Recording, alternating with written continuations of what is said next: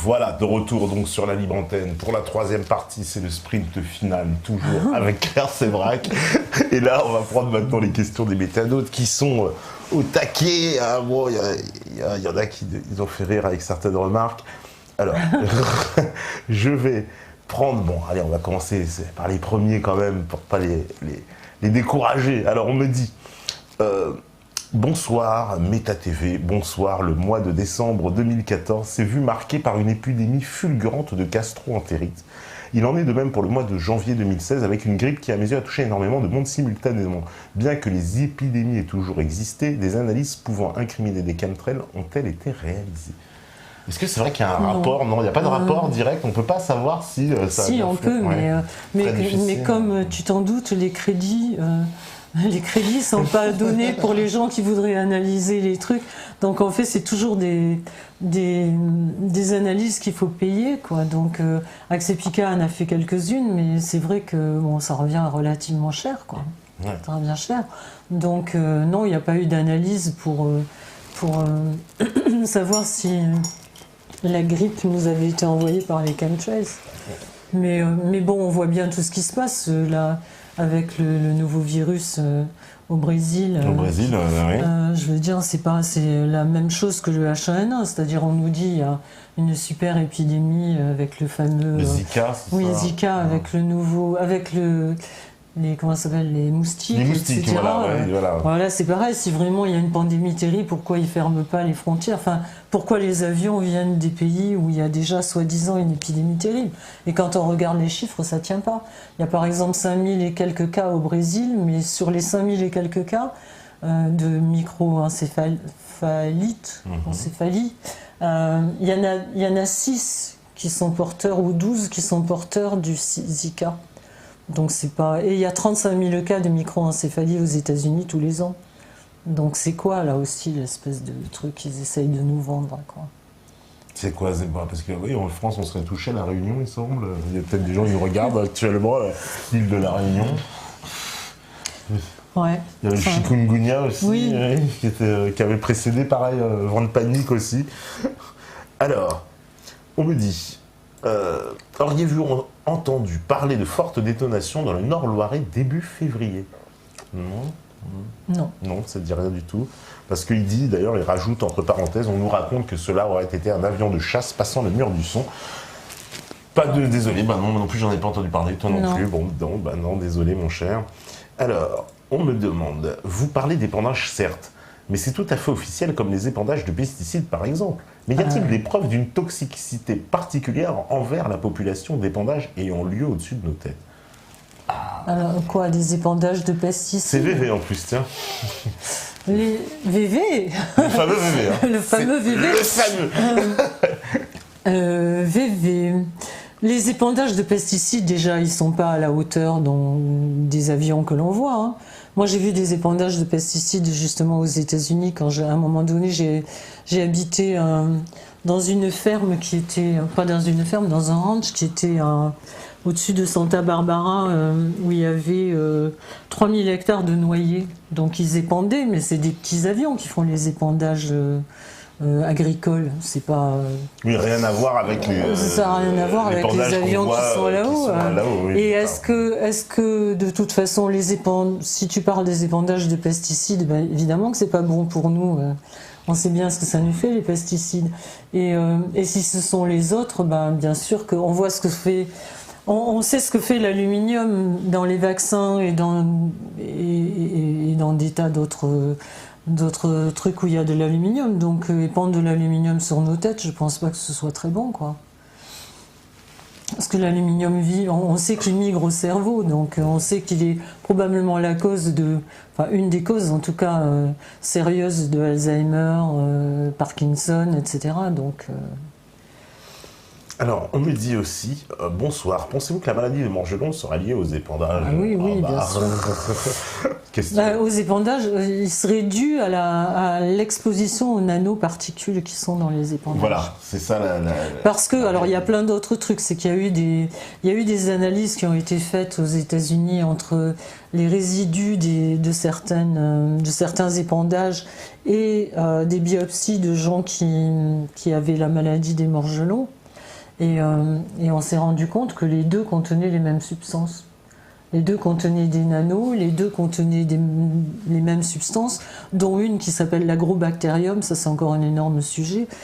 C'est que l'agrobactérium, c'est une bactérie qui est présente partout, mais qui n'a qu'une fonction, c'est d'être mutagène. Donc c'est quand même emmerdant qu'on en retrouve partout dans les gens qui ont les morgelons et dans les résidus des chemtrails. Surtout quand on leur approche des vaccins qui sont fabriqués sur des ADN étrangers. On va pas vous rassurer ce soir. Alors, y a-t-il eu dans l'histoire hors du XXe siècle des objectifs de perturbation hormonale, génétique, physique perpétrés à grande échelle? Tiens, c'est vrai que c'est intéressant comme question ça. Est-ce qu'on a effectivement connaissance d'autres faits similaires, non, à un moment donné? Parce que ça, quand même, on va dire que quand même, ce complot, il s'accompagne de technologie, j'ai envie de dire, parce que oui. Sans technologie, c'est difficile de faire, en tout cas, les choses à grande échelle comme on le fait de façon industrielle, là. Des objectifs de perte, je sais pas honnêtement, je sais pas, j'ai pas cherché assez haut, assez loin. D'accord. En gros, de toute façon, toi, tes recherches de toute façon, sur les chemtrails, c'est un programme, ça commence dans les années 50, en gros, c'est ça, à peu près, après la Seconde Guerre mondiale, on va dire. Hein. C'est là que ça commence à se mettre en place. Oui, mais enfin, tout le monde voit que c'est quand même... ça augmente de plus en plus. Ça augmente de plus en plus. Et puis, de toute façon, ça devient Parce qu'il y a encore 5 ans, si on avait dit aux gens, regarde le ciel, il y a des épandages, je pense que là, on nous aurait vraiment pris pour des fous, parce qu'il y en avait de temps en temps. Bah moi, je le disais déjà il y a 5 ans. Oui, mais on me prenait pour un fou, par exemple. Ce que je veux dire, c'est que moi, ça m'est arrivé de dire bêtement à ma famille, ne sortez pas parce qu'il y a un épandage, parce que je n'étais pas au courant. Je pensais que c'était des épandages, mais on les voyait certains jours. Maintenant, c'est pratiquement constant. Constant, oui, tout à fait. Ils ont augmenté la cadence. La nuit. Et la nuit, parce que j'ai vu quelqu'un qui avait posé la question, la nuit, il y en a aussi. Ah oui, oui. Bah, la nuit, il y a. Enfin, moi, je vois quand j'écrivais mon bouquin, je restais à travailler jusqu'à 5 h du matin. Et quand je sortais mes chiens, j'entendais les gros porteurs, j'entendais les avions. Et là, c'est pareil. Si c'était des avions de ligne, on les entendrait pas. On ne pas les entendre. C'est-à-dire il faut bien comprendre quelque chose. Pour que vous puissiez entendre et voir un avion, il faut qu'il soit à une certaine hauteur. Au-delà d'une certaine hauteur, on ne peut ni entendre ni les voir. Il faut être clair là-dessus parce que c'est très important. Il y a des avions de ligne qui sont en croisière, vous ne pouvez ni les voir ni les entendre. Ils sont beaucoup trop hauts. Ils sont entre 8 et 10 000 mètres. Hein, c'est ça. Donc, c'est beaucoup, beaucoup trop haut. Non, et puis le fait, enfin maintenant, moi je vois quand je sors la nuit et qu'il y a des étoiles, je trouve ça extraordinaire, parce qu'on n'en voit plus. Parce qu'on n'en voit plus. On ne voit particulièrement en ville, il faut bien le dire. Hein. Oui, mais même, enfin moi j'habite la campagne, mais je veux dire, je vois jamais d'étoiles. Là, il y a 2 soirs où il y en a eu, il y a la semaine dernière, mais c'est tout, quoi. Alors, on me dit... Bonsoir, Madame Sévra, connaissez-vous la musique pop-rock américaine? Saviez-vous que la chanteuse folk et pop-rock Joni Mitchell a déclaré qu'elle est atteinte du syndrome des morgelons, avec une maladie morbide et mystérieuse apparemment provoquée par les chemtrails? Et toi, justement, tu connais très bien Joni Mitchell. Je la connais pas très bien, mais je la connais. Oui, je sais que oui, elle a la maladie des morgelons et j'ai eu la chance, parce que je l'admire énormément et j'adore Joni Mitchell, et j'ai eu la chance de la rencontrer 2 fois. C'est pas du tout un hurluberlu, non. Donc oui, je sais. Alors, on me dit, l'épandage est un procédé d'administration loin d'être sélectif. Comment ceux qui commandent ce genre d'épandage se protègent et protègent leurs proches, bénéficient d'un système d'antidote? Bah, ça, c'est la fameuse question de tout à l'heure. Oui, mais ça tombe et ça retombe sur tout le monde. Donc, oui, mais alors, pourrir la terre aussi, ça pourrit la terre de tout le monde. De tout le monde aussi. Ces gens ont des enfants qui vont aussi manger les produits de la terre, et même s'ils ne mangent pas la même chose que nous, et même s'ils ont des D'ailleurs, trucs, je crois que c'est chez Monsanto, on ne sert que du bio, c'est ça? Oui. À la cantine de Monsanto. Et même, je veux dire, ils n'ont aucune garantie, quand on connaît la politique de Monsanto, je veux dire, ils n'ont aucune garantie de manger extraordinairement bio. Donc oui, mais je pense que par contre, ils ont des systèmes de chélation qu'on n'a pas, quoi. Enfin, qu'on connaît, mais qui sont pas autorisés. Alors, on me dit, quelle est la différence entre relargage de kérosène et chemtrail? Alors, oui, ça aussi, c'est une des choses qu'on nous explique, qu'il y aurait on déverserait le kérosène. Alors, il faut savoir que dans l'aviation, déjà, c'est une pratique pas du tout répandue, parce que le kérosène, ça coûte cher. Hein. Donc, on ne balance pas son kérosène dans n'importe quelle condition. Ça peut arriver, mais je crois qu'il y a des règles très particulières. On ne fait pas ça n'importe comment, n'importe où. Enfin, moi, ça m'est arrivé quand je prenais beaucoup l'avion, d'avoir, par exemple, quand il y avait un problème, quand on attendait avant d'atterrir sur un truc et que c'était, je veux dire, mais une fois de temps en temps, ça arrive ce genre de truc, mais autrement, le kérosène qui est dans les avions est calculé, pour le trajet qu'ils ont à faire. Et en plus de ça, quand on voit le ciel avec les avions qui zèbrent le ciel dans tous les sens, s'il y a tout d'un coup 20 avions qui ont besoin de larguer leur kérosène en même temps, c'est un peu... Il faut se poser la question, il y a pas de maintenance là, quand même, un peu compliqué, effectivement. Alors, on me dit, quel est l'objectif de répondre ces épandages? Pourquoi ceux qui décident de répandre ces épandages partout sur le territoire le font-ils alors qu'ils vivent aussi sous le ciel comme tout le monde et sont exposés à ces produits? Ça, c'est vraiment une question, c'est pour ça que je la répète. Mais c'est ce que j'ai dit tout à l'heure. Je pense que ces gens-là pensent que le bien qui va en sortir, c'est-à-dire le contrôle de l'humanité, est plus important que ce qu'ils ont à subir. Et ils ont Enfin, quand on regarde les quelques personnes... qui sont à ce niveau, enfin au niveau qu'on connaît, puisque on les connaît pas tous, je veux dire, ils vivent quand même très très vieux, quoi. À part une ou deux exceptions qui sont mortes avant, je veux dire, c'est des gens qui vivent longtemps, quoi. Ils ont peut-être des filtres, on va savoir. Des filtres, non, mais des moyens de chélation ou de pas attraper le cancer, etc. Oui, bien sûr. Alors on me dit, existe-t-il une méthode chemtrail version maritime? Alors là, je suis jamais allée sur les bateaux pour voir s'ils épandaient. Je sais pas parce que, par exemple, il y a des trucs qui sont quand même troublants, parce que dans les épandages, moi quand j'étais à Vegas, enfin derrière Vegas, dans les territoires indiens, il y avait des gens qui disaient avoir vu les avions arriver avec une traînée normale. Quand ils arrivaient au-dessus des populations, au-dessus de Vegas, et la traînée s'arrêtait et c'était un truc d'épandage qu'on voyait vraiment. Et dès qu'ils quittaient les zones habitées, ils reprenaient un truc normal. Donc ça, c'est pas encourageant parce que ça veut dire que c'est vraiment à nous qu'ils en veulent. Alors, on me dit, existe-t-il une zone épargnée par cela? Bon... Par contre, on va t'épargner l'orthographe. Alors, je sais pas, on m'avait dit que les pays du nord du Maghreb étaient épargnés. Et quelqu'un m'a dit il n'y a pas très longtemps, mais non, pas du tout, maintenant on en a aussi, donc je sais pas. D'accord, donc Maghreb, ouais, peut-être un peu épargné. Bon, je sais pas. Ça fera plaisir, on nous regarde beaucoup au Maghreb. Alors on me dit aussi, existe-t-il un moyen de s'en protéger? Alors il y a des gens qui disent avoir mis au point une méthode pour faire partir les chemtrails, pour se protéger des chemtrails. J'avoue que j'ai pas vraiment... j'ai regardé une fois ou deux, mais comme je sais pas très bien lire les notices, c'est un truc... je peux enquêter comme une malade, mais lire les notices, c'est un truc où je suis assez infirme, donc j'ai pas approfondi la question. Mais enfin... Peut-être parce que je suis ignare sur le sujet, ça me paraît difficilement faisable. Peut-être que c'est possible, je ne sais pas. Alors on me dit, évidemment, sur le budget, on me dit le budget doit être impressionnant. Et où est-ce qu'on le prend? Du ministère de la Défense? Alors, d'après, voilà, ça c'est un grand truc que disaient, il y a longtemps que disaient les gens qui ne croyaient pas que les chemtrails existaient. Ils disaient ça coûterait très cher et il y aurait besoin de beaucoup trop de gens au courant. En fait, quand on lit Brzezinski, il le dit même dans son bouquin qu'il y aurait besoin de ça permettrait aux nations d'avoir un moyen de frappe extraordinaire, une arme absolue, avec très très peu de gens qui soient au courant. Donc c'est vrai qu'il n'y a pas vraiment besoin de beaucoup de gens... Puisqu'il suffit que je paye un pilote, il n'a pas besoin de savoir quoi, et je lui dis tu fais des allers-retours, et puis voilà. Mais même puisque... Ah oui, voilà. Il n'a pas besoin de ça. Oui, et puis il y a aussi la clause de confidentialité, c'est-à-dire qu'il y a des gens qui doivent faire ce genre de truc, qui doivent épandre, à qui on fait signer une clause de confidentialité, et à qui on dit aussi que c'est pour sauver l'humanité du réchauffement climatique, ou une autre... certainement. Alors, on me dit, ne croyez-vous pas que la culture bio n'existe plus depuis que les chemtrails et les filaments tombent sur les jardins?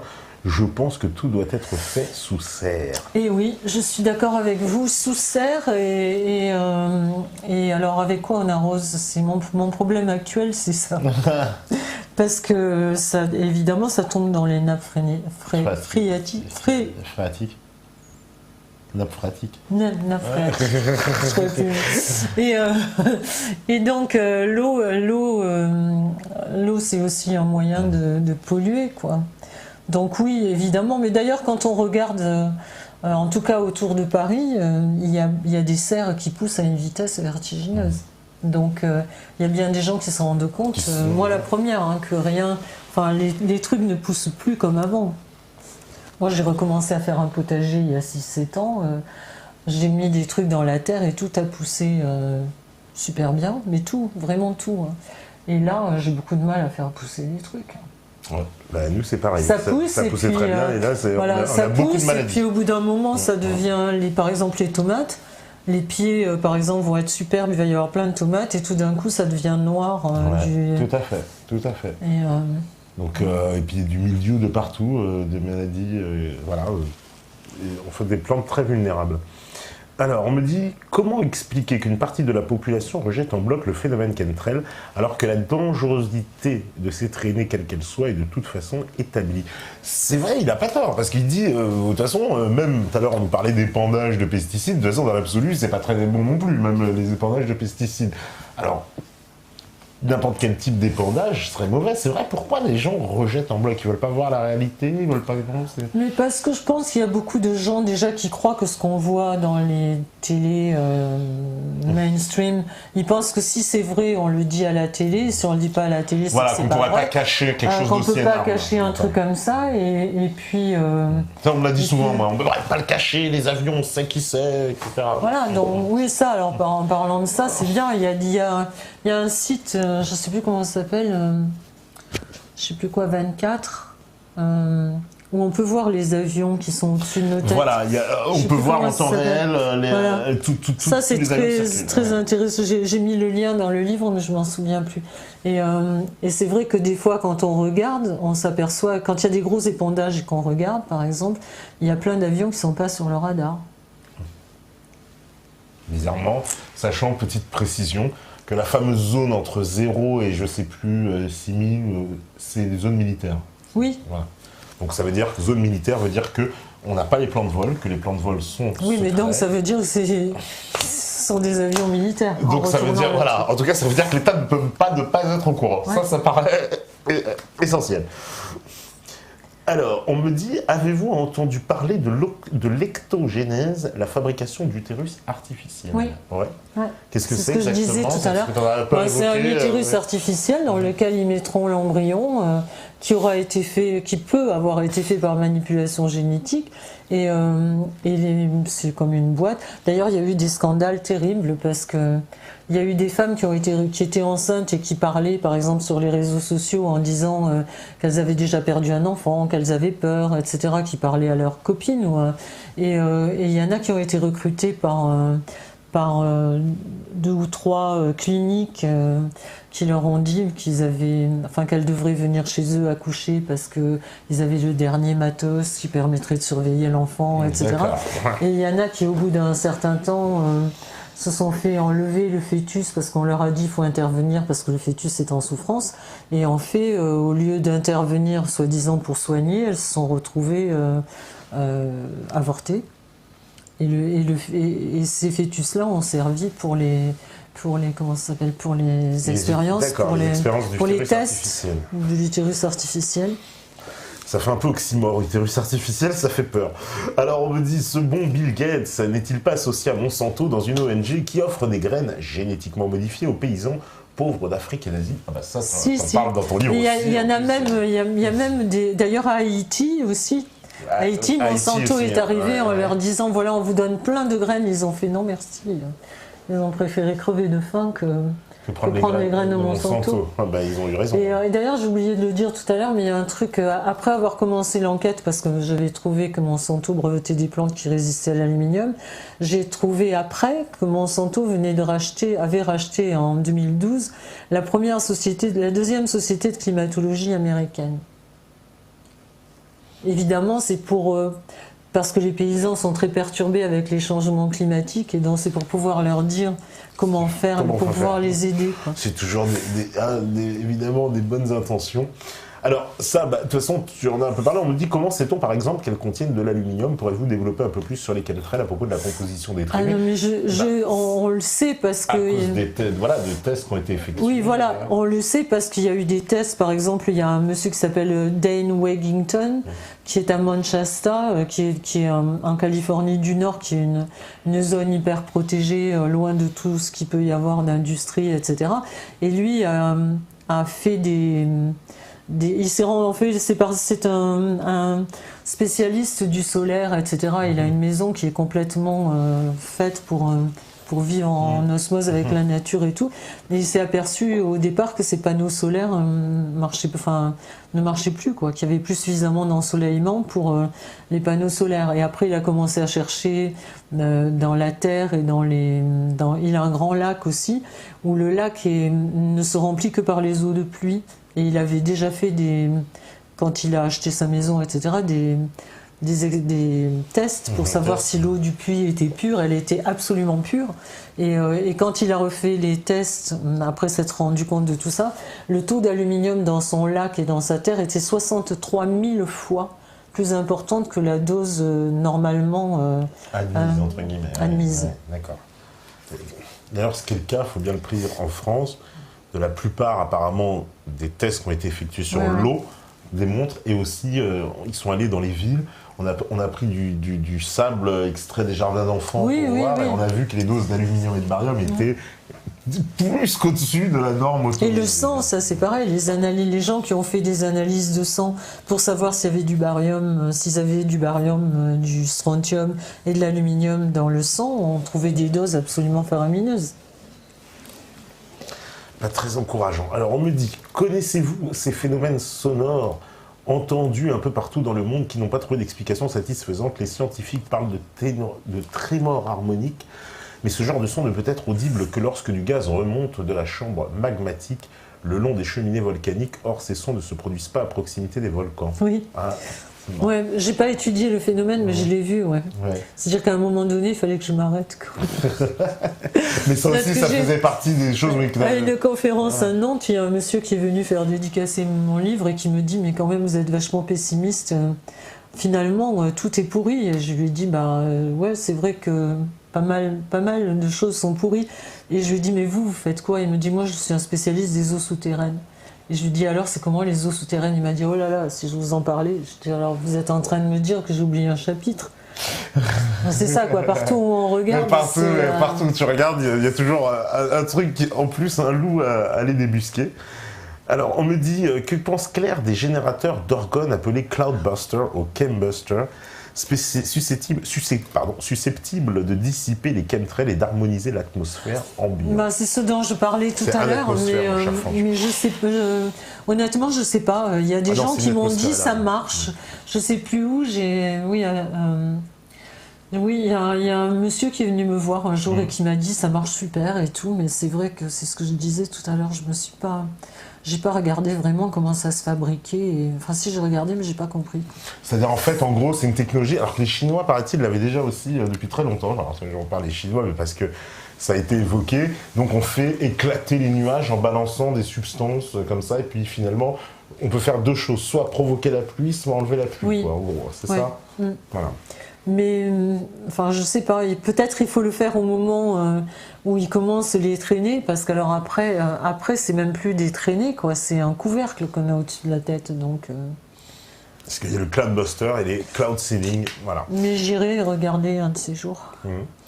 Alors, la nuisance et la toxicité de ces chemtrails ne sont-ils pas également en lien avec l'idée d'empêcher aux rayons du soleil de pénétrer dans notre atmosphère, tel un filtre anti-UV, réduisant ainsi le taux d'ensoleillement pour la nature et bien entendu pour l'homme, ce qui va amener à la défaillance du système immunitaire, rendant ainsi notre organisme plus faible face aux agressions extérieures. Oui, bah oui. C'est ce que je disais tout à l'heure. Pour moi, ça tient pas debout, parce que pourquoi on empêcherait les rayons du soleil alors que les rayons du soleil provoquent la photosynthèse et ainsi de suite. Je veux dire, c'est le serpent qui se mord la queue, leur truc. Mais oui, alors effectivement, on peut penser que c'est encore une technique. Je ne sais pas si c'est une technique qui est faite pour ça. En tout cas, elle a effectivement comme effet d'affaiblir notre système immunitaire. Alors, là, on me dit, j'ai remarqué que partout dans ma région campagnarde, là où il y a de l'herbe verte, celle-ci est jaunie à 40%. Et ce, été comme hiver, n'est-ce pas aussi dû au chemtrail? Est-ce que c'est un effet des chemtrails? Bah, ça peut l'être. Moi, chez moi, tout d'un coup, un matin, j'ai ma voiture recouverte d'une couche de presque 1 centimètre de colle noire. Une espèce de truc que j'ai dû enlever au Karcher pendant je ne sais pas combien de temps. Et quand j'en ai parlé, on m'a dit, mais c'est la résine des arbres. Sauf que chez moi, il y a des chênes. J'ai jamais vu les chênes faire de la résine. Oui. Donc le problème, c'est qu'on ne sait pas à l'instant présent, ou à chaque fois qu'il y a un épandage, on ne sait pas pourquoi ils font l'épandage et quelle est la substance qu'il y a dedans. Alors, on me dit on me dit bonsoir, je suis dans le 64-120 à mi-chemin entre Biarritz et Pau. Chez moi, il n'y a jamais, en majuscule, je dis bien jamais, de chemtrail. Une idée du pourquoi? Alors, je ne sais pas. Ce que je peux vous dire, c'est que moi, je suis basque, donc j'ai passé cet été, enfin l'été dernier et l'été d'avant, j'étais dans une ferme dans ma famille au Pays Basque, sur la colline, enfin entre l'Espagne et la France, c'est-à-dire la salle à manger est en France et la cuisine est en Espagne, c'est juste en haut. D'accord. Et je peux vous dire que je me levais à 6 h le matin, le ciel était bleu pétard, et le temps que je me fasse un café, je voyais les avions arriver. Alors si vous les voyez pas, au-dessus de Pau, j'en sais rien, mais Biarritz, Saint-Jean-de-Luz et tout le Espelette, tout ce coin-là, Saint-Pé-sur-Nivelle, ah si, il y a des chemtrails. Bon bah mon cher, hein, voilà, peut-être il est un peu trop alors, dans la campagne. Alors si à Pau il n'y en a pas, je vais me renseigner, je vais peut-être revenir m'établir chez vous. On me dit, pensez-vous que l'inversion des pôles joue quand même à la fonte de la banquise? Bof. Parce qu'on en parle souvent, mais bon, je sais pas, cette question-là, ouais. Est-ce que t'es tombé dessus? Il y a aussi une bonne vidéo sur internet, je ne sais pas si vous l'avez vue, qui montre la banquise qui est coupée comme ça en ah oui, au cutter, droit. Oui, alors là, oui, c'est que la banquise fonde, c'est vrai, mais pourquoi comme ça, ouais. Pourquoi est-ce qu'elle fondrait coupée à angle droit? Et aussi, par exemple, au pôle Sud, il y avait pas la banquise ne fondait pas, et depuis qu'ils ont installé une base, elles font quoi. Alors est-ce que c'est pas tous les générateurs et tous les trucs qui fait que ça fond? Et aussi il y a beaucoup de minerais, de trucs en dessous. Alors il nous parle de ça, c'est marrant, c'était la deuxième question. Ah bah oui, c'est marrant, tu l'as anticipé. Justement, c'est des gens qui se posent la question, est-ce que c'est pas volontaire afin d'exploiter le sous-sol arctique? Et effectivement, est-ce qu'il n'y a pas une volonté aussi derrière? Conspirationniste. Ah bah ici, là tu vas en trouver. Moi, j'ai mis les preuves des choses que j'avais, et après, moi, je me suis fait ma propre opinion, mais chacun doit se faire sa propre opinion, mais c'est évident qu'on ne peut pas ne pas y penser. Alors, tiens, une vraie question conspirationniste, en tant qu'affaire. Il semblerait qu'une guerre contre l'humanité soit actuellement en cours. Ne pensez-vous pas que la question de savoir si nous ne sommes pas en train d'être colonisés par une espèce venue d'ailleurs devrait pouvoir être posée sérieusement? Cela expliquerait beaucoup de choses, notamment l'incroyable intelligence du système de domination actuel, mais aussi la brusque apparition de la technologie il y a 200 ans, alors que l'homme est sur Terre depuis des dizaines de milliers d'années. Ouais, c'est possible. Enfin, moi, j'ai des amis qui y croient dur comme fer, mais j'en suis pas encore arrivée là. J'ai eu du mal à avaler le satanisme. Et puis pourquoi une espèce qui viendrait d'ailleurs voudrait forcément nous coloniser? Je sais pas. Honnêtement, j'en sais rien. C'est dans le domaine du possible, mais je sais pas, mais je pense que de toute façon, il y a des intelligences supérieures, il y en a qui sont au service du bien, il y en a qui sont au service du mal. Ça, par contre, c'est évident maintenant, quoi, pour moi. Alors, je vais prendre une question un peu longue mais intéressante. On me dit, Yannick était venu sur Meta, c'est aussi, Ouais. il est venu parler des chemtrails, disait sur Meta TV que contrail et chemtrail étaient la même chose, mais il expliquait que l'utilisation n'était pas la même.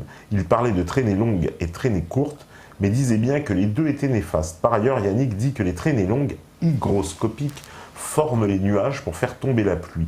Mais dans le reportage Chemtrail, la guerre secrète, et sur d'autres sites, il est dit le contraire, à savoir que les traînées hygroscopiques séparent les molécules d'hydrogène et d'oxygène pour détruire les nuages. Je suis perdu, pouvez-vous m'éclairer, s'il vous plaît? Non, mais il y a une technique, la première technique qu'ils ont utilisée, c'était effectivement pour faire pleuvoir ou pour pousser les nuages de pluie, par exemple en Chine dont on parlait tout à l'heure. Toutes les grandes manifestations comme notre 14 juillet ici, ils épandent de l'iodure d'argent pour pousser la pluie ailleurs. Ils l'ont fait à Tchernobyl, ils l'ont fait à Fukushima pour que les pluies radioactives tombent pas sur Moscou et tombent pas sur Pékin. Donc ça, c'est une technique qui est complètement, que tout le monde connaît, et que les paysans emploient depuis je ne sais pas combien de temps aux États-Unis pour faire pleuvoir dans un endroit et pousser la pluie dans un ou dans l'autre. Donc ça, c'est quelque chose de différent. Ça n'a rien à voir avec les épandages qu'ils font pour d'autres raisons. Et par contre, je pense pas que Yannick ait dit que les traînées longues et courtes étaient la même chose. Moi non plus, je me rappelle pas de ça. Ça, c'est vraiment sûr que non. Je ne me rappelle pas du tout de ça. D'abord, c'est pas des traînées courtes. Ce qu'on appelle les contrails, les traînées de condensation, les traces de condensation, c'est juste ce qu'il y a derrière le réacteur de l'avion qui disparaît au fur et à mesure que l'avion. Ça suit l'avion à une toute petite distance de la queue de l'avion et ça ne se répand pas. Ça se répand pas. Ça reste au cul de l'avion. On me dit, alors, oula, c'est la question qui regroupe, alors bon, je vais la poser. On me dit, comment voyez-vous l'avenir de l'humanité après avoir vu tout ce que vous avez constaté? A-t-on encore une chance de se sortir de ce bourbier? Ça, c'est vraiment... Je l'espère profondément, mais je pense que ça passe par une conscience de chacun et pas seulement la conscience. Et il faut que chacun fasse ce qu'il croit pouvoir faire, même à petite échelle, pour changer les choses. Et par contre, ce qui me dévaste totalement, c'est de voir ce que les gens sont capables d'avaler sans broncher, quoi. Parce que c'est pareil dans tous les domaines, on l'a dit. Mais c'est pareil aussi dans le domaine économique. Enfin, peut-être qu'en mettant les choses bout à bout, les gens devraient voir que c'est pas un hasard, c'est pas une fatalité ce qui nous arrive. Sinon, un hasard ou une fatalité, c'est brouillon, ça arrive pas, on sait pas pourquoi. Là, les mêmes causes produisent les mêmes effets et les mêmes plans sont faits de la même façon, c'est les mêmes mensonges avec les mêmes gens derrière. Ça peut pas être un hasard. Et je veux dire, si les gens ne se réveillent pas, c'est pas vrai qu'on va vers le plein emploi, puisqu'on va vers le transhumanisme. Google vient de racheter en 3 ou 4 ans toutes les sociétés de transhumanisme, toutes les sociétés de manipulation génétique, de séquençage de l'ADN, etc. C'est Kurzweil qui vient d'être embauché, enfin, qui a été embauché il y a 2 ans ou 3 ans chez Google. Enfin, je veux dire, et on voit bien quand on met les choses bout à bout qu'il y a une volonté en tout cas, qui nous est néfaste, quoi. Voilà. Donc, oui, il y a un espoir si les gens arrêtent de se laisser bananer et de dire, bah oui, mais moi j'ai pas le temps. Ah bah oui, mais tout. Quand on regarde la santé, par exemple. On nous dit la nouvelle loi santé, c'est génial parce que vous paierez que le tiers payant. Oui, mais qu'est-ce qu'il y a derrière? Il y a derrière le fait que les médecins vont être payés par la Sécu. C'est-à-dire que le médecin qui va pas vouloir appliquer un protocole, la Sécu peut faire traîner pendant 3 mois, 4 mois, 10 mois, jusqu'à ce qu'il explose son cabinet, parce qu'il ne pourra plus payer sa secrétaire, il ne pourra plus payer son loyer, son électricité. Donc il y a vraiment une volonté de contrôler absolument l'humanité. Et si les gens continuent à dire « ouais, d'accord, mais moi j'ai pas le temps de m'en occuper », eh ben oui, on va à la cata, parce que le taux d'autisme monte comme ça. Je veux dire, quand je demande à des gens de mon âge combien il y avait d'autistes dans votre classe, on me dit « moi, il n'y en avait pas ». Mais tous, moi, il n'y en avait pas. Et maintenant, il y a un autiste aux États-Unis. Les chiffres, c'est 1 sur 58 pour les garçons. C'est énorme. C'est absolument énorme. À côté de ça, il y a aussi l'hyperactivité, c'est-à-dire que il y a aussi des tas d'additifs alimentaires. Oui, les enfants qui on sait, c'est marqué au dos, ils ont l'obligation maintenant de marquer au dos, provoque l'hyperactivité et des troubles de l'attention. Mais enfin, si vous invitez des gens à manger chez vous et qu'ils soient tous malades le lendemain, il va y avoir une enquête, il va y avoir homicide involontaire, etc. Là, on sait que ces additifs rendent vos enfants hyperactifs et des troubles déficit de l'attention, et ben c'est autorisé. Et les gens continuent à acheter ça pour le donner à leurs enfants. Donc je veux dire, ça va provoquer enfin, l'humanité va vers une non-conscience. Et si on n'y arrive déjà pas là, je ne vois pas comment on peut y arriver dans 20 ans ou 30 ans, quand le taux d'autisme va être encore plus grand et quand tout le monde va être soumis à l'aluminium à haute dose, etc. quoi. Je veux dire, c'est... Donc oui, il y a un espoir, mais il faut qu'on se bouge le cul tous. Ouais, mais là, vraiment, on me dit... Alors justement, ouais, effectivement... y a-t-il des endroits sur Terre où il n'y a jamais de chemtrail? Ouais, parce qu'il y en a qui se disent finalement on pourrait peut-être aller se réfugier quelque part, mais où? Parce que là, bon, l'Europe, c'est mort, il y a des chemtrails partout, l'Amérique, c'est pareil. La Russie, on a vu des chemtrails, on en a vu, donc c'est ça qui est un peu, c'est ce qu'en Russie, moi-même j'ai été voir, j'ai vu des gens qui mettent des vidéos, etc., où on voit, il y a des chemtrails en Russie aussi. En Afrique, je sais pas, parce que je sais pas s'il y en a en Afrique, pour le moment. Peut-être pour des questions technologiques aussi, parce qu'il faut quand même avoir quoi, des aéroports, des avions, du matériel que j'imagine... Enfin, eux, ils ont la vaccination de Bill Gates, ah, voilà. donc... on va plutôt les vacciner. On peut pas tout avoir. On peut pas... Voilà, moi technologique, on envoie quelques infirmières et on a exactement le même... Mais où aller, pour répondre à votre question, où faut-il aller? Si je savais... pendant la guerre froide, on savait où il fallait aller. Maintenant, honnêtement, j'en sais rien. On me dit, pouvez-vous confirmer le fait qu'un chercheur aurait trouvé un brevet du virus Ebola? Je ne sais pas si tu connais cette affaire, non? J'en ai entendu parler, mais non, je ne sais pas.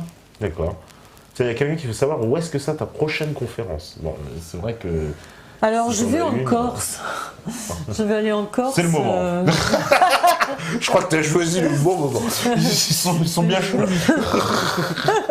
J'y vais pas tout de suite. Je vais aller en Suisse et en Corse. En France, pour ce mois-ci, j'ai rien. D'accord.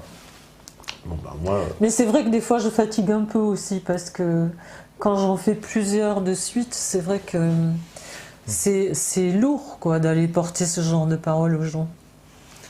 Alors, on me dit, auriez-vous une technique ou quelque chose de concret pour parler des technologies de contrôle du climat à presque tout le monde, sans être taxé d'idiot ou de fou? Car si quelqu'un est fou dans cette histoire, c'est bien ceux qui y participent, c'est le monde à l'envers.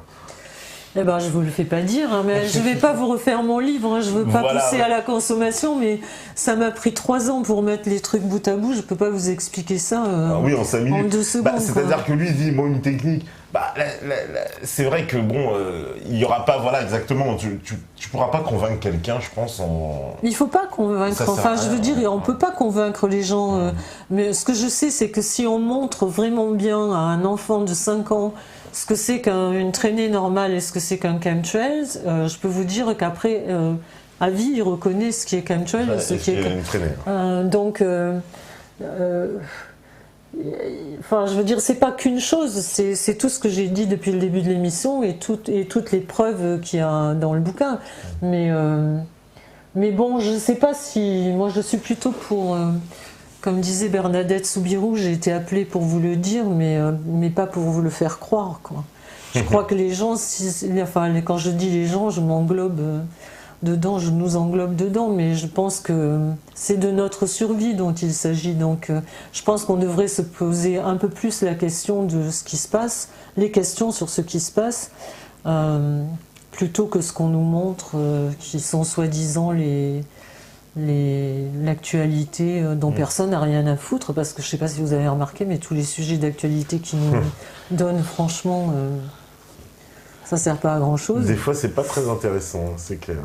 On me dit, avez-vous confronté un médecin au fait que vacciner un bébé de moins de 6 mois ne sert à rien puisqu'il n'a pas de système immunitaire. Ce sont les anticorps de sa mère qui le protègent. Confronter un médecin, alors il y en a plein que je confronte et il y en a plein qui commencent à voir qu'en fait on ne dit pas que des conneries, hein, parce que c'est-à-dire il y a deux sortes de médecins. Il y a ceux qui pensent qu'ils ont appris la Bible une fois pour toutes à l'université, enfin à l'école de médecine, et que donc ils ont la science infuse et que tout le reste sont des charlatans qui disent des conneries. Et puis il y a les médecins qui mettent bout à bout quand même, parce que quand on parle aux médecins, on s'aperçoit qu'ils ont tous vu des effets secondaires de vaccins et qu'ils ont tous eu affaire à ça. Donc il y a ceux qui ferment les yeux parce qu'ils se disent: depuis que j'exerce, j'ai planté des milliers d'aiguilles dans le bras des enfants, donc je ne veux même pas savoir.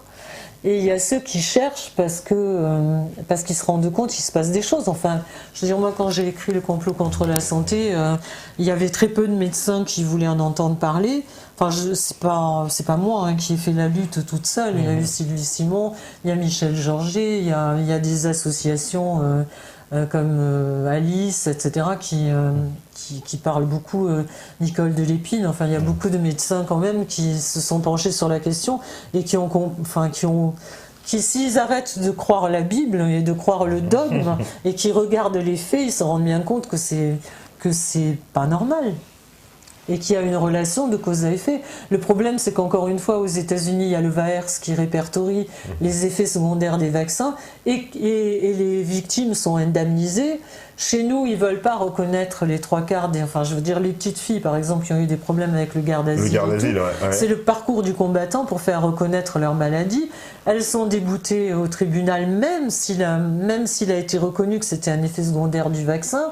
Donc, je veux dire, si on ne reconnaît pas les victimes, c'est vachement dur de dire qu'il y a une relation de cause à effet. Hein. Si on évacue le problème en disant les victimes n'existent pas, comme pour les chemtrails, il faut aller. D'ailleurs, les petites du garde asile, on leur dit pareil. On leur dit qu'elles ont un problème psychique et qu'il faut qu'elles aillent se faire interner ou traiter. Alors que, je veux dire, une ado de 16 ans ou 18 ans, la dernière chose dont elle a envie, c'est de rester chez elle. Elle ne peut pas aller au resto. La lumière lui fait mal. Elle est paralysée des fois pendant un mois ou deux. Enfin, ils ont des lupus. Je veux dire, je ne connais pas d'ado qui se complairait à passer 5 mois de l'année à l'hôpital, quoi. Ouais. Alors, on me dit, avez-vous déjà vu les robots de vidéo de Google assez impressionnantes qui font froid dans le dos, des robots qui ont de l'équilibre, qui courent et qui espionnent, etc. Ça, c'est hallucinant. Allez le voir, allez taper effectivement robot Google. Ouais. Il y a une espèce de chien. Le chien là qui le pousse comme ça, puis il se remet toujours droit. Oui. Il est toujours... Et après, il y a l'armée. Il y en a 5 ou 6 c'est terrible. Ouais. Voilà ce qui nous attend, Ouais, parce que il semble que l'armée américaine, elle en est déjà au stade de dire on va remplacer des soldats par des robots. C'est déjà l'avenir de l'armée américaine. Il paraît qu'ils ont déjà des plans comme ça. Quoi. Ils veulent bien remplacer, ils veulent aussi remplacer les humains par des robots. Oui, aussi. Ouais. D'ailleurs, c'est marrant parce que tout à l'heure, tu as évoqué justement le problème juridique qui se poserait des postes humains. Et quand j'avais lu cette étude justement sur la transformation de l'armée américaine vers une armée de robots, il disait, le problème qui se posait pour eux, c'était pas de créer les robots, ça, il n'y a aucun problème. Le problème qui se posait, c'était le problème juridique. De savoir la responsabilité du robot, justement. Quelle est la responsabilité du robot, quoi. Voilà. Okay, donc, pour eux, l'affaire de le créer n'est même pas un problème. Non, mais voilà, donc si on en est là, c'est quand même, c'est comme le fait qu'il y ait, je crois qu'en 2006, il y avait 35 chimères, ou 32 chimères, dans les laboratoires vivants, quoi. Des chimères vivantes de croisement homme-animal. Ça fait quand même peur, quoi. Là, c'est vraiment et ça, c'est un article du Guardian. Enfin, je veux dire, c'est pas un fou qui s'est levé le matin et qui a inventé le truc, quoi. Alors, qu'est-ce qu'on me dit? Avez-vous déjà vu le reportage d'Arte, Les apprentis sorciers du climat? J'en ai tellement vu que je ne sais pas lequel c'est, mais il y en a une. Je vois un truc qui me dit, à part faire de l'éveil de population, qui certes très bien, mais ne fait pas vraiment bouger les choses, quelle solution nous est proposée. Et est-ce que vous pouvez pas chercher vous-même une solution? Parce que je veux dire, oui, parce que il n'est pas écrit au-dessus de ma tête que je dois absolument, ou que les lanceurs d'alerte doivent trouver les solutions à tout, quoi, je veux dire. Oui. Ça, c'est un truc qui me fait bondir, c'est-à-dire que la plupart de la population reste, je ne dis pas ça pour vous, je ne vous connais pas, mais la plupart de la population reste assis le cul sur une chaise et dit « attends les ordres ». Qu'est-ce qu'il faut faire pour que ça aille mieux? Comment on peut vous aider? Quand ce n'est pas, moi je voudrais bien faire quelque chose, mais je ne suis pas connue, donc il faudrait que vous m'aidiez. Mais je veux dire, avant d'être connu, il faut déjà faire quelque chose. Et enfin, je veux dire, il faut prendre les choses par le... Il y a tellement de choses à faire pour faire bouger cette société, pour faire bouger le carcan dans lequel ils nous mettent. Je ne sais pas ce qui vous fait bondir, si c'est le fait qu'on n'ait plus de liberté ou plus... ou qu'on assassine nos gosses, ou enfin, je sais pas. Mais il y a des tas de trucs que chacun peut chercher ce qu'il faut faire, quoi. Moi, il se trouve que je sais écrire, donc j'écris, mais je veux dire, je fais aussi des tas d'autres choses. Je passe des heures à renseigner les gens, à répondre. Donc, je veux dire, je peux pas tout faire. Bah, c'est déjà pas mal. On me dit, Terminator ne serait donc plus de la science-fiction? On n'est plus très loin hein, dans le Google. Ouais, parce que quand on sait que quand on a accès à une information de l'armée, par exemple, elle a déjà 15 ans d'existence. Donc, à mon avis, ils y sont. Hein. À mon avis, on est très loin. Alors, on me dit aussi, c'est vrai, vous avez côtoyé et chanté avec quelques artistes rock-pop américains plus ou moins contestataires. Êtes-vous toujours en contact avec eux? Certains sont-ils au courant de tous les méfaits que vous avez évoqués ce soir? Merci. Petit curieux. Ouais, il y en a avec qui je suis toujours en rapport et avec qui j'échange toujours, donc... oui, puis il y en a qui sont il y en a qui sont purement dans leur bulle de créativité artistique, donc mais il y en a d'autres oui qui sont au courant. Qui sont au courant et qui cherchent à savoir. On savait même qu'un personnage comme Michael Jackson, il s'intéressait à ces problématiques-là de très près apparemment. Oui, et puis il faut savoir que quand même les États-Unis on dit qu'ils ont toujours de l'avance sur nous, mais ils ont de l'avance pour le bon et pour le mauvais. Parce que par exemple, moi, quand j'y étais, c'était fin de 85 à 99, en gros. Mais je voyais plein de trucs, mais je veux dire, ça tiltait pas dans ma tête. Un jour, je suis allée acheter des œufs à Irvine Market, qui est déjà un marché à l'intérieur de Los Angeles. Et je voulais des œufs, et je dis... il y avait un type qui vendait des œufs dans des paniers, donc je dis je voudrais des œufs, et il me dit avec 2 rouges ou 3 rouges, avec 2 jaunes ou 3 jaunes. Et sur le coup je me suis dit, purée, ils sont vraiment très forts les Américains, parce que nous, il nous arrive d'avoir des œufs avec 2 jaunes, mais on ne sait pas dans lesquels. Et la seule réflexion que je me suis fait à l'époque, je me suis dit, purée, ils sont vraiment doués, quoi, parce que nous, on ne sait pas. Mais maintenant je réalise que tout était déjà OGM quand j'y étais.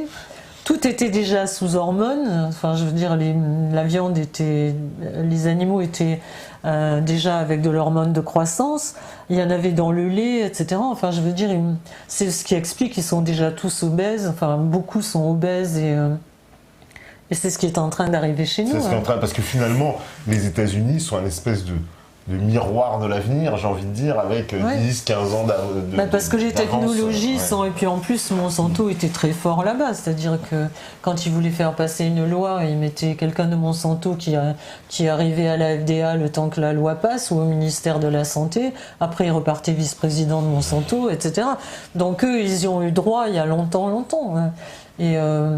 Et puis les plats préparés, le sucre, enfin, il y a plein de choses qui attiraient mon attention. Par exemple, moi, on me disait souvent, oui, mais tu es française, vous mangez beaucoup de graisse. Parce que par exemple, on mangeait du saucisson ou du fromage normal. Et pour eux, c'était à jeter parce que c'était plein de graisse. Et je me souviens de retourner, moi, les trucs, quand j'allais acheter des trucs, je retournais, et ce qui me frappait, c'est que partout, il n'y avait pas c'était 0% de graisse. Et par exemple, partout, il y avait lécithine de soja, machin. Et je me disais, mais Ils me disent que moi je mange pas bien, mais eux ils bouffent la même chose. Moi si je mets de l'huile d'olive et après de l'huile de noix ou que je mange enfin c'est des trucs différents dont le corps peut avoir besoin. C'est des réflexions que je me faisais, mais c'est ce qui explique qu'eux sont déjà physiquement en beaucoup plus mauvais état que nous, mais nous on y arrive quoi. Je veux dire, quand on voit qu'il y a des enfants qui naissent avec des diabètes de type 2. Qui font des AVC, enfin je veux dire c'est quand même grave quoi. Et puis comment dire, donc les maladies comme le type cancer, tout ça qui se développe à grande allure en France auprès de gens très jeunes. Donc finalement, c'est ça, ils ont 10-15 ans d'avance, on va dire, comme tu dis, dans le bien, dans le mal. Et on commence à nous dire la même chose.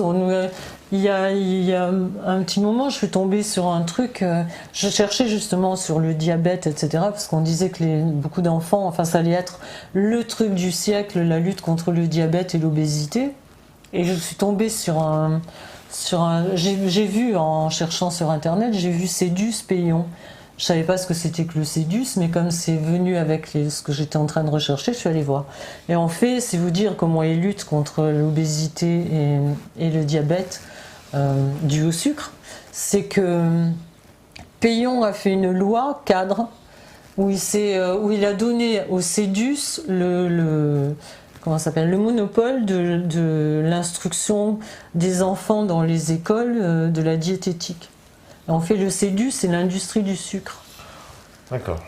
Et c'est eux qui expliquent aux enfants, d'accord. Voilà. Donc c'est bien quoi de donner. Tout le monde sait qu'il faut laisser garder le poulailler par un renard. C'est ce que je veux dire, c'est le renard dans le poulailler. Non mais c'est vous dire quoi. Je veux dire ça s'invente pas. Enfin, je veux dire c'est quand même incroyable. Si on veut lutter contre le diabète, on donne pas le monopole à l'industrie du sucre de faire les cours de diabète pour les cours de diététique pour les enfants quoi. C'est complètement.